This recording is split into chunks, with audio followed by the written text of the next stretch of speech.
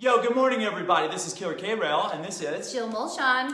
And we are tall and small, although right now we're about even in Steven, I think. We are, and we have to do this like little manipulation of the stability balls. Work of small balls, tall balls, little risers, just to get ourselves in the same position. It's funny. I used to have a cooking show on our local CBS, right? Yeah, it was a local NBC show. NBC. And the lady who would do the cooking show with me, like the newscaster who would come out and do it, she's so tall. And I am so small. Did you stand on a box? She would have to take her heels off, and then I would have to stand on a box. Oh my gosh, that's hilarious. Yeah, funny. I heard they do that with Tom Cruise a lot on set. Oh, I could see that. Yeah? Yeah, I could see that. But it took me a little getting used to standing on a box. But I hate to interrupt you, but I've got $1 million question. First of all, my arm is still injured, but I'm making good progress. I'm super stoked about the workout I did this morning. My range of motion is starting to come back. I have this big ball of inflammation right here that I can't seem to get rid of, but I have to go for a follow-up x-ray and then figure out kind of what my next path is. But I was able to do a couple things isometrically, which I'm really excited about because I don't want to lose size or strength on this side of my body because I don't want to look like an idiot walking around town with one ripped side and one weak side. So anyway, all that being said, I have an important question to ask you, Miss Jill. Yes, I'm ready. Why is it? We'll be back to exercises very shortly, by the way. That's what I'm trying to get at. I'm a little injured, so stay tuned. But why is it that people go out to eat at restaurants? Well, when people used to be able to go out to eat at restaurants without wearing masks and all that. Back in the day? Back in the good old days. Why is it the waiter would come by and say, would anyone like coffee? And be like, yes, I'd like some coffee. 6:30, 7 o'clock at night. Doesn't that defeat the purpose? Doesn't that give you a big jolt of energy? So I need to drink coffee between 5 a.m. and 7 a.m. and then I can't drink it again. And it gives me my super boost. Mm-hmm. But then there's people like my mom who can drink it in the middle of the day. I know friends that could drink it at 6 p.m. I know people that can drink it at 10 o'clock at night and go to sleep. I can't even imagine. I'd be up all night.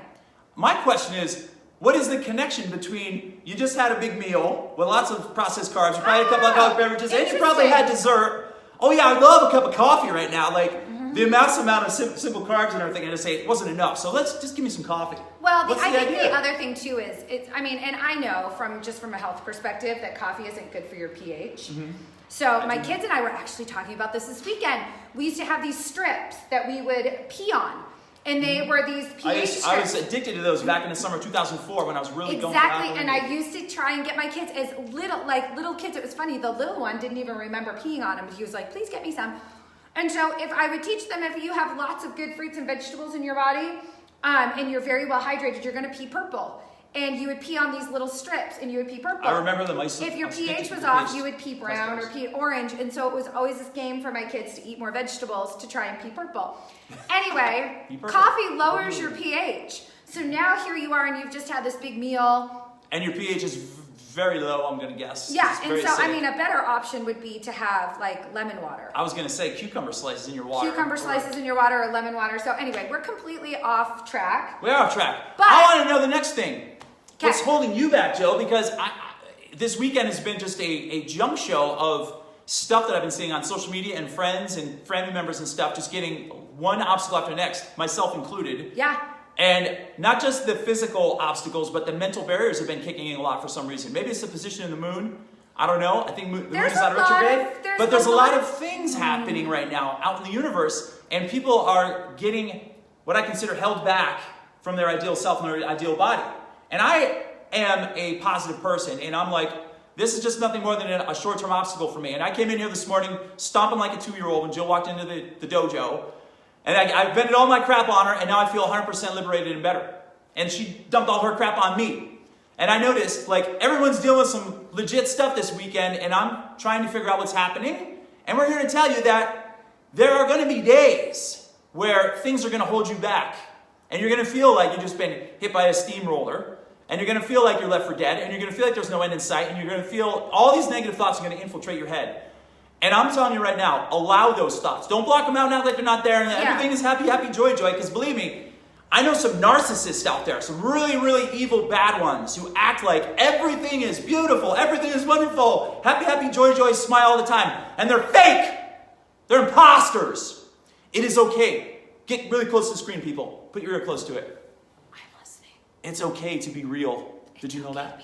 Did you know that? I tell my kids that all the time. As soon as they start freaking out and they start crying, it's okay to be angry.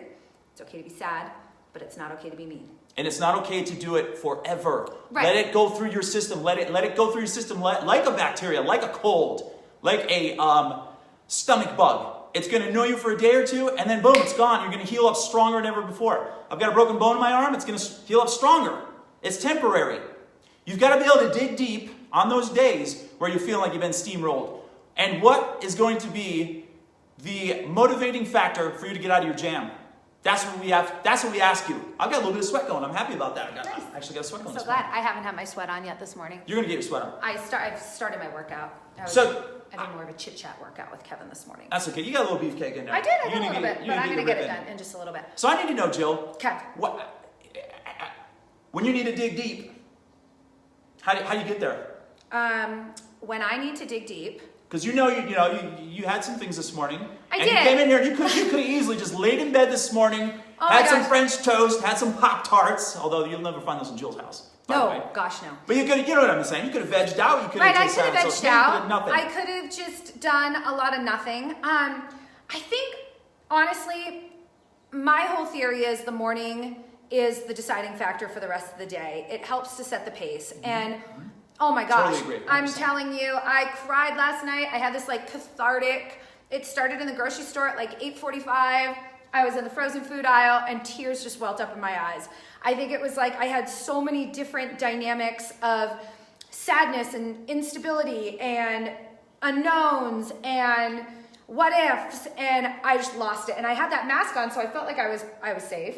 Like, right, nobody could see me. Yeah, no, everybody could see like these big red eyes of me just crying. Get in the car, cry again. Go home, lay on the floor, cry again. Go to bed, cry again. I'm like, okay, it's very cathartic. Like, this is very, very cathartic. And I remember thinking, this is a moment, and it's not going to be forever.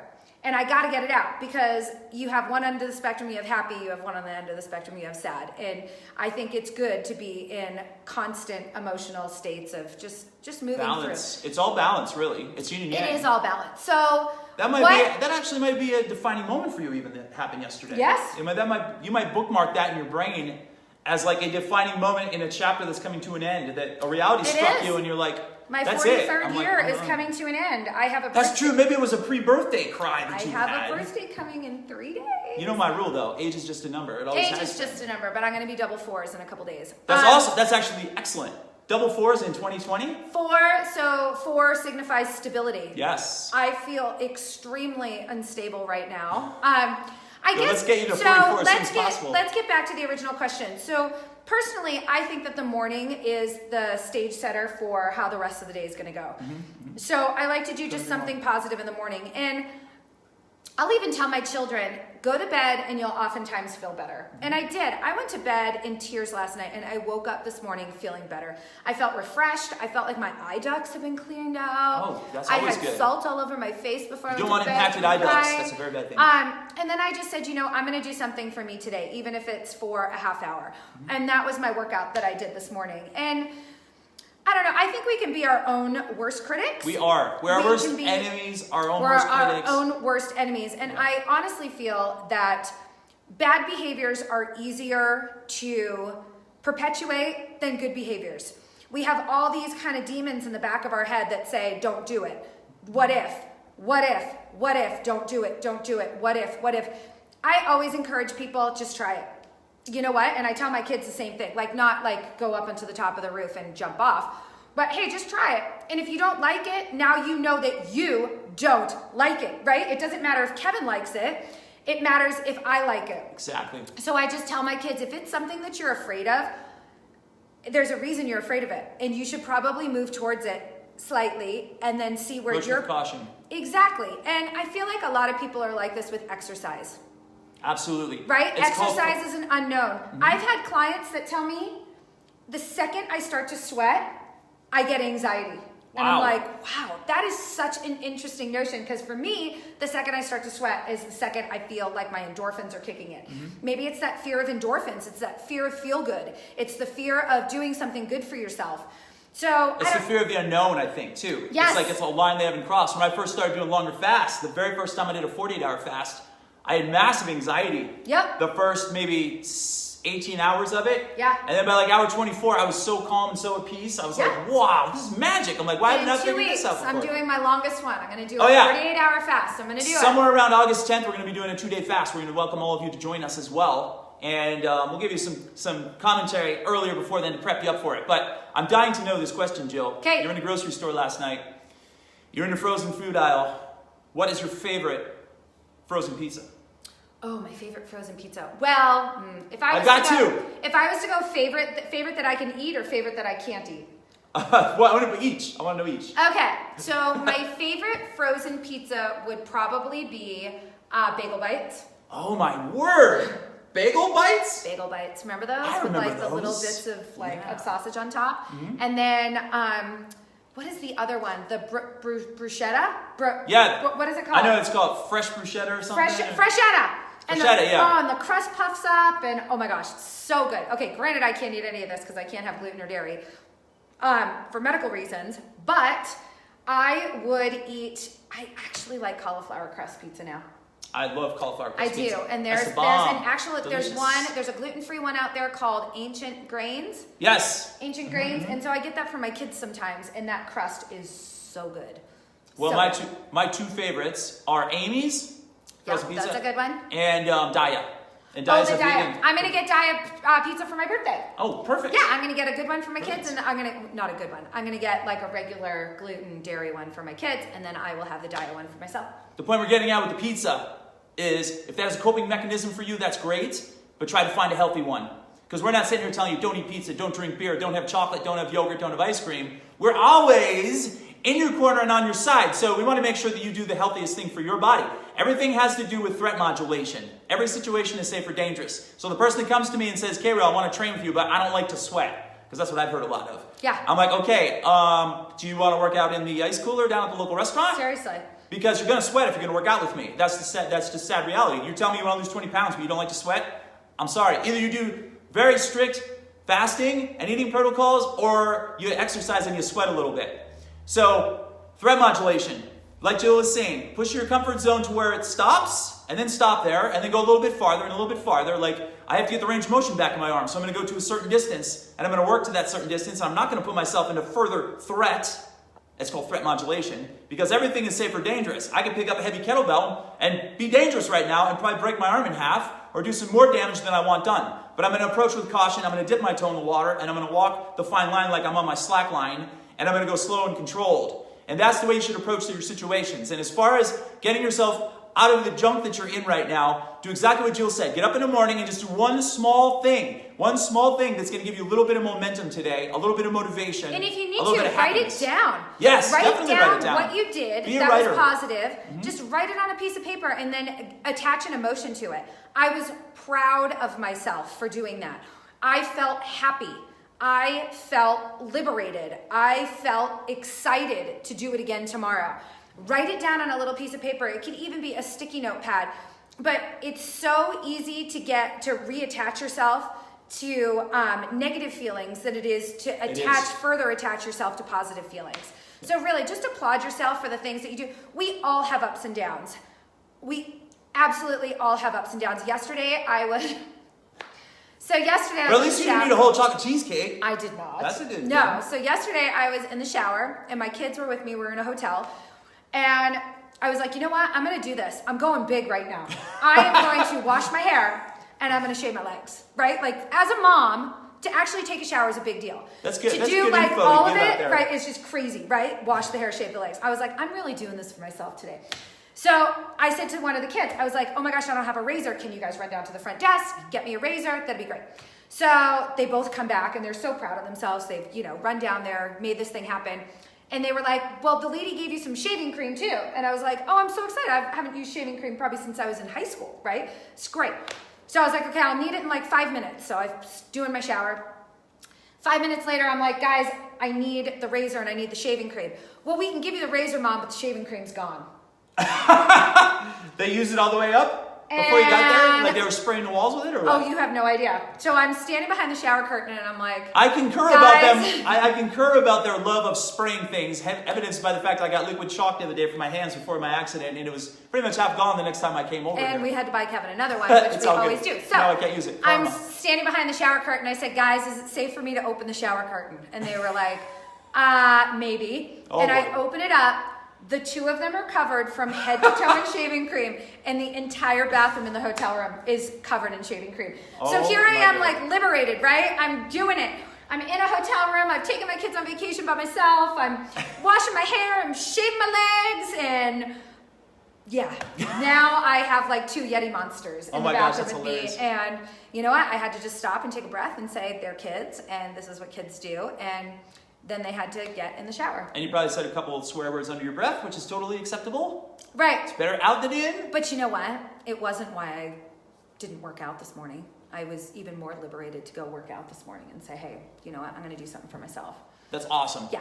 So, well, we know that a lot of you out there are in Jill's exact same position. Some of you moms out there that have kids and running around and different things like that. And, you know, you have to be able to blend it all together, do what works best, still get your workouts in, and aspire to always get in the position you want and act like you're in possession of that mentally. See yourself in possession of that which you want. I don't see myself walking around with a sling and a bandage on my arm and stuff. I see myself tall and good posture and muscled up and in great shape. And I keep on putting energy into that, and that's the direction I want to go. And I want all of you to take that home today on this Motivation Monday and do that exact same thing today. If you're struggling, if you're losing your stuff, we're not going to go vulgar on this on the air today, then again, find that one small thing, write it down. That was a great hint that Jill gave you, and look at it. And act like you're in possession of that what you want, and that's going to be your starting point for today, and then just do magical things the rest of the day. Speaking of which, I got a client waiting for me online. I got 1 minute to get home, so I got a boogie.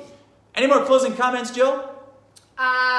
Make it a great day. Okay. Make it a great day Monday. Make it a great day Monday. I'm going to say it again. Make it a great day Monday. I like it. Do it. Just dance if you have to. Get in your kitchen and turn the music on and dance. Dance is always therapeutic. Yes. And my advice is pick up at least one piece of trash today, because I picked up trash yesterday. I'm so excited because I was able to hold a garbage bag. I'm super excited about that, because the first thing that went through my mind when I had my accident the other day was, holy crap, I'm not going to be able to pick up trash. I was able to do it yesterday, so and don't laugh at other people's successes. Kevin was able to hold a trash bag yesterday. yes, and I was super excited about holding a trash bag. Don't laugh at other people's successes. That could be their biggest thing for the day. Absolutely. And their motivation builder. Okay. True. All right. We love you guys. Thanks for tuning in. Let's get a double flex for Kevin. Yeah, do double for me. See y'all later. Bye.